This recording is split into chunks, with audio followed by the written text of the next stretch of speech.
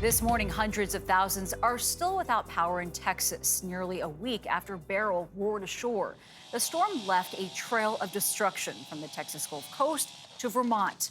Now, the full scope of Beryl's damage has not been assessed yet, but it is the latest billion-dollar weather and climate disaster to impact the United States this year.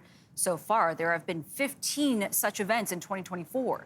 The increasing costs of extreme weather events now have authorities looking to improve their responses as well. Manuel Bojorquez shows us what's new in disaster planning. It turns out a disaster expo is exactly where you'd want to be if a disaster struck. The latest in emergency supplies of food, first aid, field hospital, temporary shelters, even massive pumps, to name a few things.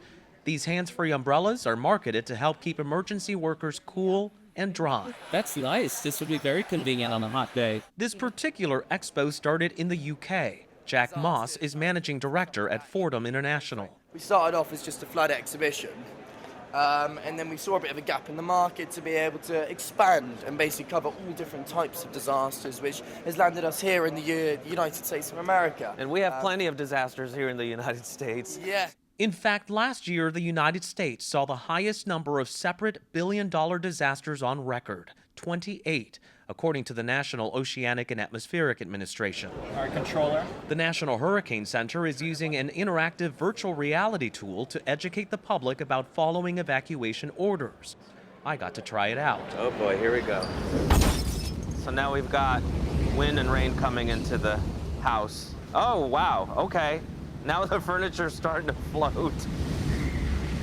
It's pretty realistic. A lot of people don't believe it can happen to them. Jamie Rome is with the National Hurricane Center. The whole point of the VR technology is to help people to understand a phenomenon that they've never seen before.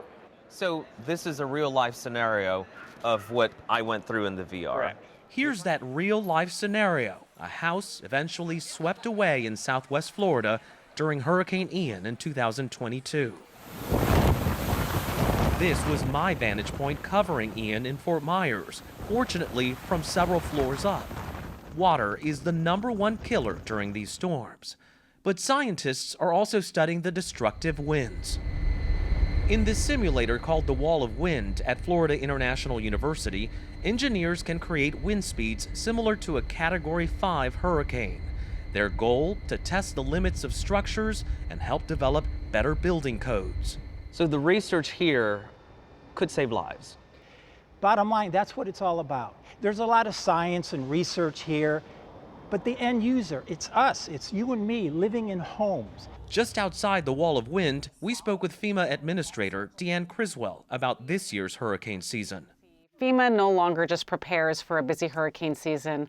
Our operational tempo, it is all year long. So we are ready, our commodities are replenished from last year, and we are going to be able to continue to support and get in there early to help communities if they're impacted by one of these events.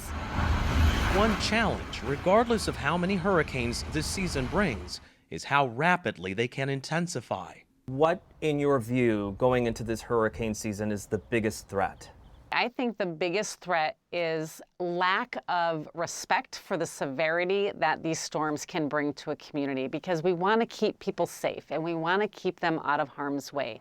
All while NOAA predicts up to 25 named storms this year, the highest number it's ever forecast for the Atlantic hurricane season. For CBS Saturday Morning, Manuel Bojorquez, Miami.